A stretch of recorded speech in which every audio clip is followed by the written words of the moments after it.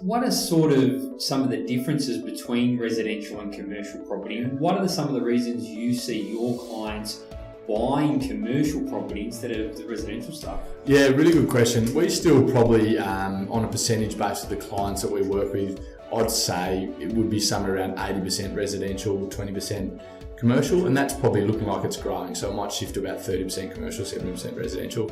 Typically the biggest challenge, and you'd be across this too, Sam, from the lending perspective in the commercial space, is that often your loan to value ratios are restricted. Yeah. So that can be restrictive for someone to buy a quality investment grade commercial asset.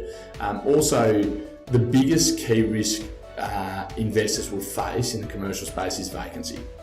So I always say to our clients in the residential space, because a fear for a lot of people is vacancy. What happens if I don't get the rent to cover the repayments? And I totally understand that. But if you bought the right asset in the right location, as long as you listen to the market, you shouldn't experience vacancy or very little vacancy. So you need a proactive property manager to listen to the rental market.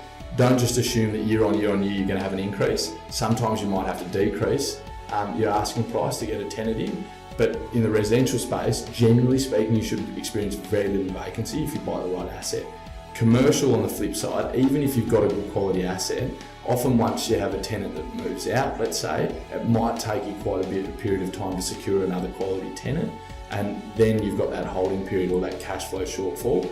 So typically a lot of the clients that are buying commercial assets are medium to high net worth individuals that can take or absorb that shortfall in cash flow. Yeah. And typically, whilst you still get capital appreciation or capital growth in commercial, it's more an investment purchase for cash flow as opposed to residential, which is capital growth. So where your tenants might be paying a lot of the outgoings, etc. So your net yield, what we call a net yield, and in residential we often refer to your rentals as a gross yield, but in commercial, if it's a net yield, that's because your tenants paid all the outgoings. So typically you'll get a higher net yield or a stronger cash flow.